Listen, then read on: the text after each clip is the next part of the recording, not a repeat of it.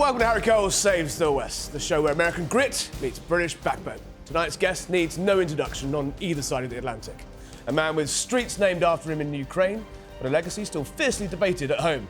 Despite leaving office more than 3 years ago, he's still on everyone's lips in Britain.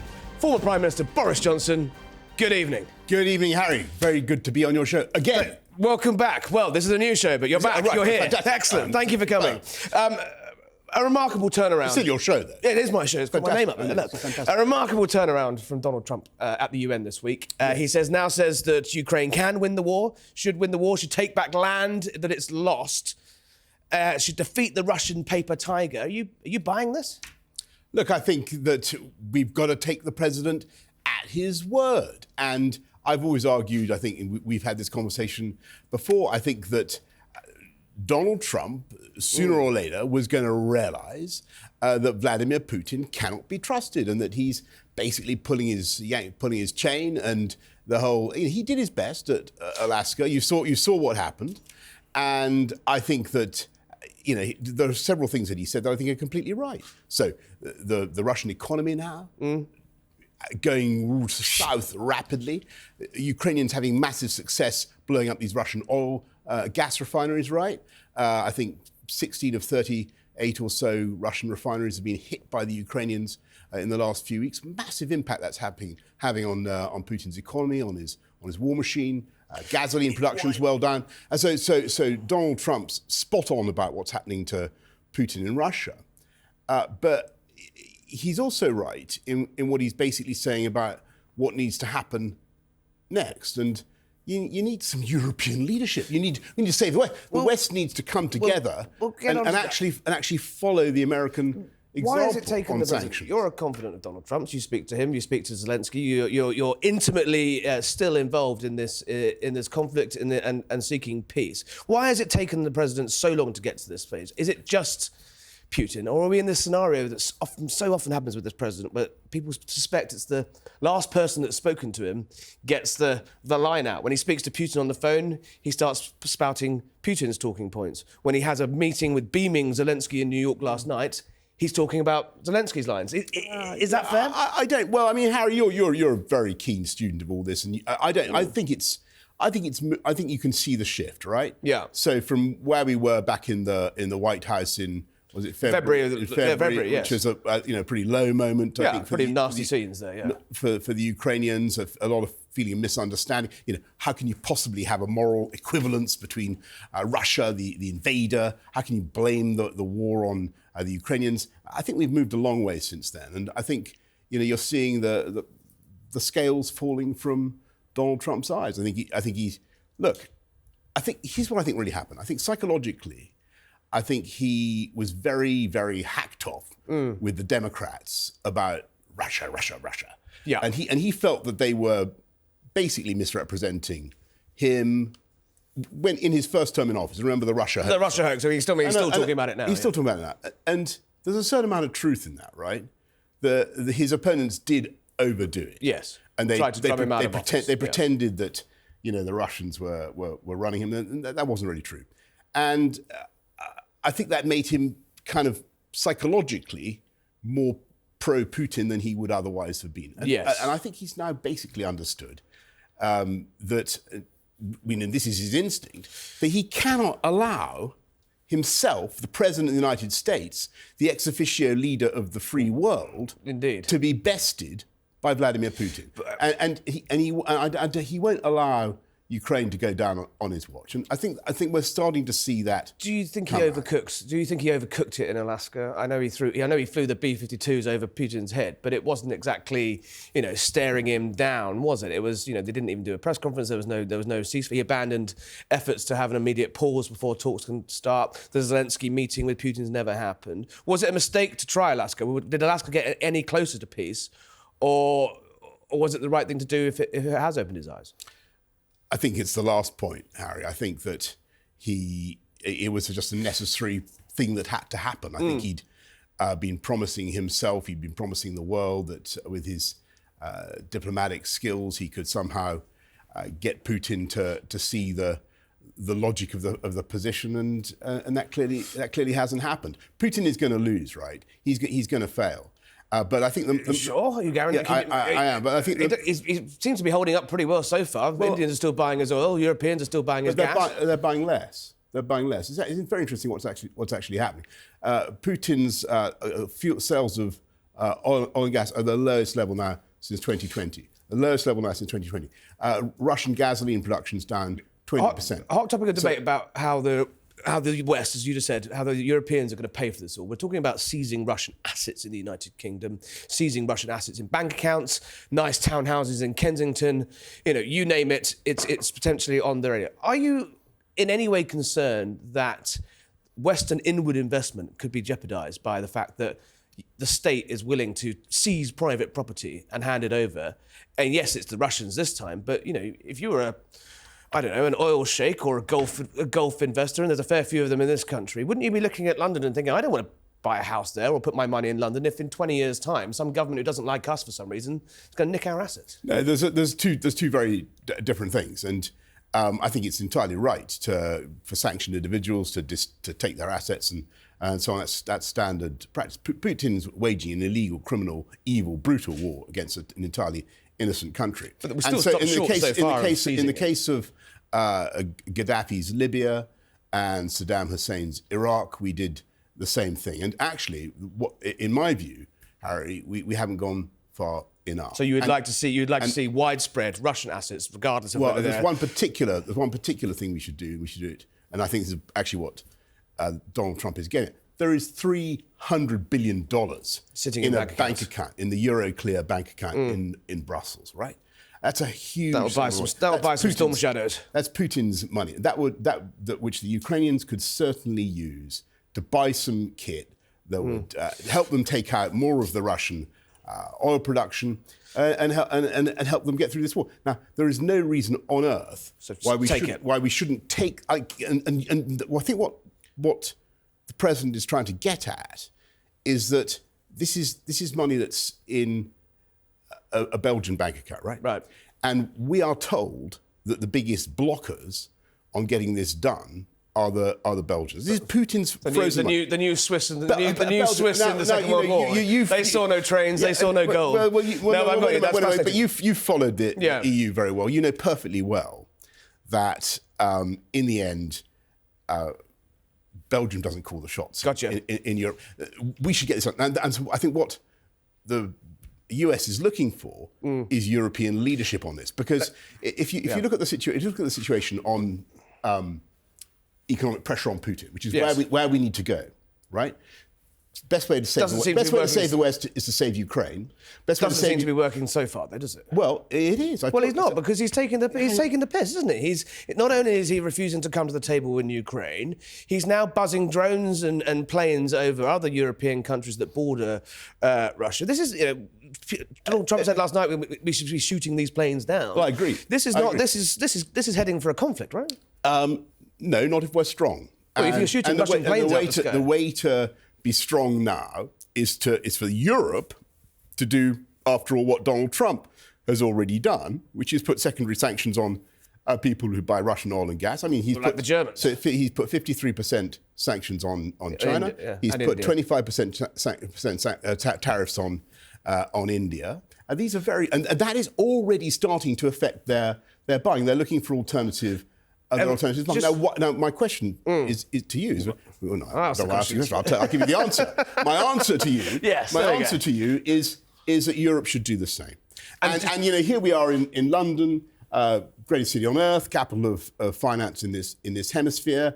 Why aren't we doing what Trump has done on hydrocarbons? Do you think? And how can And he's got a serious point when he says, you Europeans want American leadership, but you're trying to have it both ways. Just to be clear, though, on the drones, on the planes that are buzzing our borders, you agree with the president we should shoot them down? Well, I think that what we should do is have a no-fly zone over Western Policed Ukraine. by the RAF and the French and the Germans and the Italians? Policed by NATO over Western Ukraine, so that... That's going to drag us into a hot conflict directly with Russia, though, isn't it?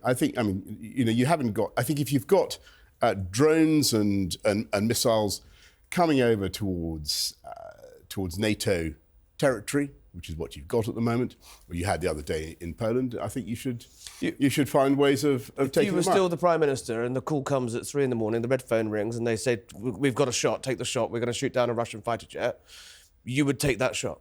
Knowing full well the conflict it could end. We're talking about drones and missiles that have been drifting over. There's been plenty. Would you risk a hot conflict with Russia by shooting their assets out of the sky? Look, what we don't want to see is any further incursions into NATO territory. But someone's got to punch this guy in the nose, right? Well, I think we've got the balance about right so far, to be perfectly honest. Interesting. People said, after the first 19 drones landed in Poland, well, why don't we launch a war with Russia? I don't think that's the right response. I think we should be proportionate, but it's got to stop. And I think the first thing we should be going to is in greatly intensified economic sanctions. And the next, so take the 300 billion. Secondary sanctions, European secondary sanctions. Which is going to hurt Europe. It's going to push energy prices back up in Europe. It's going to hurt the German economy because they're the ones still trying to have it both ways. Well, there's 300 billion barrels worth of oil in the Gulf. It's huge. America is the single biggest producer. On that point, we've got 5 billion barrels ourselves. You've led me perfectly to Donald Trump's next point. But the third thing we should do, go on quickly, is. What's this about fundamentally, Harry? Is Ukraine part of the West? Yeah, we'll get to that. We will get to that. Let me give you the answer. The answer 20 is seconds. We need to send the so-called coalition of the willing onto the ground now, because there are plenty of. I'm sure you go to, like me, everybody goes to Ukraine. There are lots of very safe send in boots on the ground now. Yeah, because what we need to make clear is that what the Ukrainians have chosen. The Ukrainians have chosen to be a free, Western, democratic country. British boots on the ground in Ukraine now. They should have the freedom to invite whomsoever they choose onto their with all the full risk of that, and not have that determined for them by the Russians. They don't have to.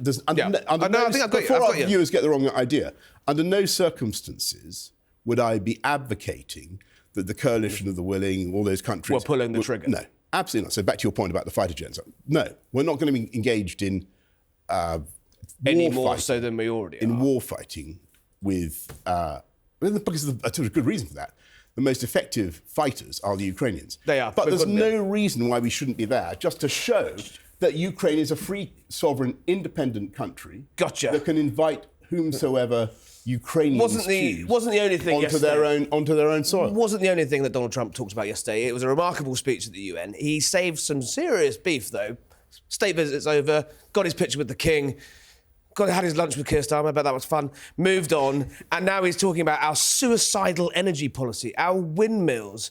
You agree with Donald Trump on Ukraine, it seems now. Do you agree with him on our suicidal energy policy, our race to net zero, the fact we've turned off the North Sea oil? He's saying drill, baby, drill. He's talking about the beautiful oil fields in the north. You started all this. You stopped all this, right?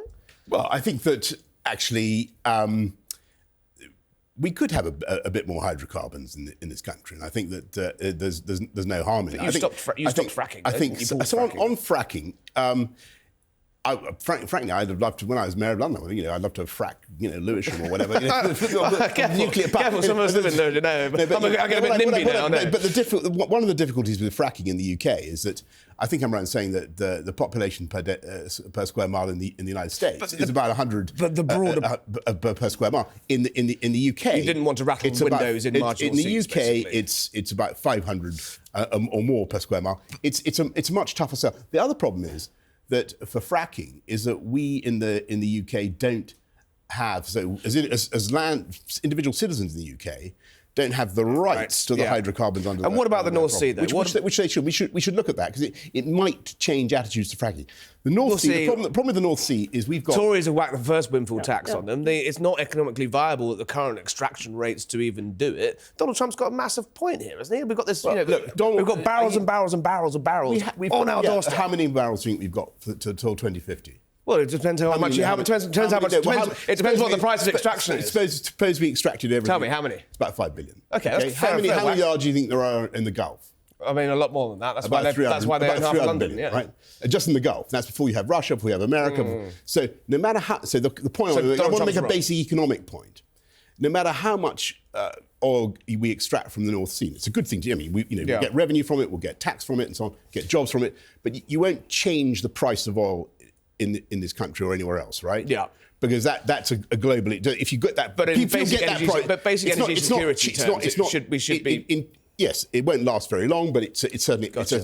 What we should also do is, I think, have much more nuclear. Yes, well, you tried that, but I mean, you hit the same roadblocks everyone else. It is the right thing. It's taken 25 years to build a nuclear power station. What I wouldn't do, speaking as somebody who loves this country and wants us to succeed as we can, I would not do what Donald Trump is urging us to do and abandon all... you love your windmills, don't you? I would not. You just bloody love windmills. Should I tell you why not? What's he? They're ugly though. They kill birds. He's Donald Trump. I don't have the sort of golf courses. The general, there are a lot of people who seem to get their knickers in a twist about President Trump. I actually, get on with him and find there are plenty of things to talk. I enjoy. Absolutely right. But he's a salesman. And he's a New Yorker. And so he is. And so when he looks at Europe, and including us, he sees America's the number one producer of oil and gas at the moment. He wants to sell it. He just doesn't like his view. And so on London, I've got to admit, I think Sadiq... Well, that's exactly. He says London's a dump. He says the mayor is terrible. What's your response to that? Former mayor of London. Well, London is not a dump. London is... Tell him, look at the camera. Donald Trump... London is not a dump. London's the greatest city on earth. Is it, though? Of course. Is it really? Of course it would have been better. It's not that safe It was better in the Augustan era of 2008 to 2016, whatever it was. And crime did come down massively, and we had huge investment in our capital, and we had a wonderful Olympics. So you're saying Sadiq is a bad man? I think he's let things go, and I think it's a tragedy. Just seeing the graffiti on public transport on the tube is crazy. The way to stop graffiti is you get it immediately. Because the little egotists, what they want to do is they want to see their Donald Trump wasn't and if you whip it off immediately, they hate it. Donald Trump wasn't talking about graffiti. So when I was mayor, we didn't have graffiti on it. That's not true. There was very much. No, Harry, look, you go back. Oh, come on. There was far less. Come and see where I live. It was far. All right, but that's not. But this was 28 to 2016. And we had a very different policy. Look, that's not the only thing that Donald Trump was talking about. He said Britain has Sharia law. I mean, is that not helpful for the leader of the free world? I sort of think the United States president speaks sometimes in figures in metaphors I don't recognize. Let me give you an example. I'm slightly starting to think, and maybe this, you and I are based in Washington, right? Yes. And I sort of think I've had enough of lectures from the United States about free speech. Okay. I mean, I think we've got a problem in the UK. I think some of these people have been jailed for tweets. It's mad, and we shouldn't be doing it. But, I think some good friends of the UK, J.D. Vance, for instance, are inviting us to look at the mote in our own eye without looking at the beam in their own, as the Bible says, right? Where's the problems in America? Well, I mean... You free Jimmy Kimmel. For heaven's sake, it's not too true. It's not too obvious. But a guy was shot the other day, right? Because he wanted to vindicate the principle of free speech, right? Whatever you may say about our country, we don't have people who advocate free speach being shot. Touch wood. But I also think that it's pretty odd to have a primetime TV. I don't know. Late night TV. Jimmy Kimmel, ABC. He's the. As I understand, he's the sort of Harry Cole. I understand he's a comedian. He's the Harry Cole of is that right? Funny guy. Yeah. He's a funny guy. Apparently. Anyway, this guy, the finger of the White House reached out, as far as I understand, and you know, mysteriously, was it ABC? You're never tempted to, you know, pick up the phone and have a go at the BBC? But we don't operate like that. No. How would you feel, Harry, Vindicated. if as a result of this show, Keir Starmer was to ring up whatever brilliant organisation controls this, and ring up, you know, the mission control for Harry Cole Saves the West, and say, you know, enough, Harry Cole. Well, it's normally Kemi Badenoch that does that with things I write. Well, but anyway, we'll leave that story for another day. But the point is a serious one. It would never happen.